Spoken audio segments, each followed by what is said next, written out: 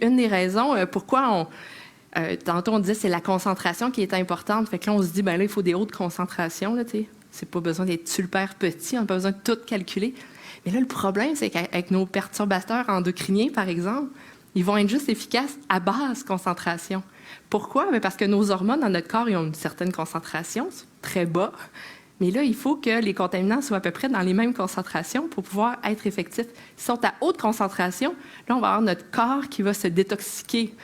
On va savoir qu'on a une attaque chimique, fait qu'on va vouloir s'en débarrasser. Mais s'il est très, très, très subtil, tellement petit qu'on ne s'en rend pas compte, mais c'est là qu'il va avoir des effets. Fait que c'est pour ça qu'il faut avoir développé des techniques qui sont vraiment capables, qui sont ultra sophistiquées, parce que si on veut donner une idée des ordres de grandeur, des choses qu'on essaye de traquer dans l'environnement, c'est même difficile à réaliser à quel point on est capable d'aller chercher des toute petite concentration. Oui, juste vous donner une idée là, de l'ordre de grandeur dans lequel on parle. Là. On parle souvent, nous, en microgrammes par litre. Microgrammes par litre, qu'est-ce que ça veut dire? C'est on prend un cube de sucre que vous mettez dans votre café, peut-être.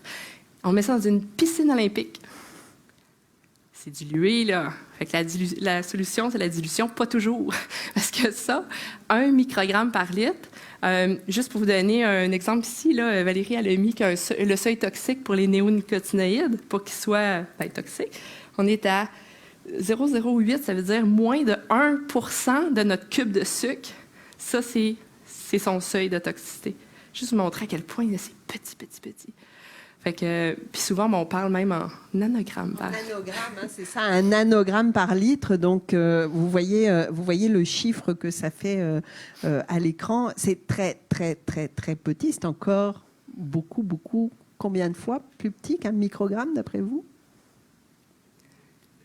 1000. C'est bon, c'est important, c'est super important de bien savoir compter quand on parle d'écotoxicologie, parce que les ordres de grandeur, c'est important. Hein? Quelque chose qui est présent en concentration 1000 fois plus grande qu'autre chose, ça fait une grosse différence.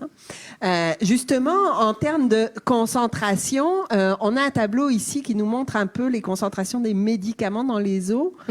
On voit à quel point on est dans des petits chiffres. Hein? Oui, on est dans petits chiffres. Juste pour vous redonner, si on est en nanogrammes par litre, là, fait qu'à 1000, on est en 1 microgramme par litre. Fait que c'est notre 1 cube de sucre là, dans notre piscine.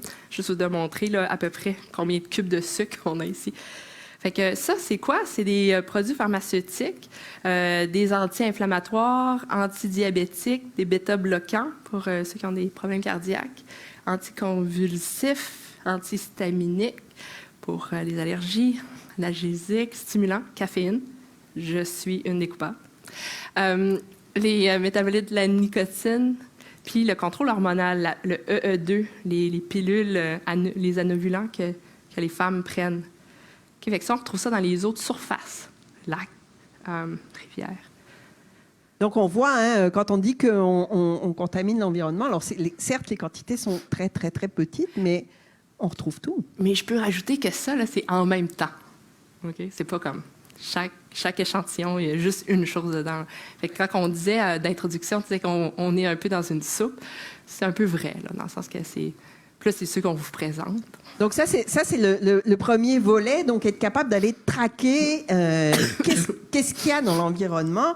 Le deuxième volet, c'est que les contaminants qui sont dans l'environnement, ils vont changer l'environnement.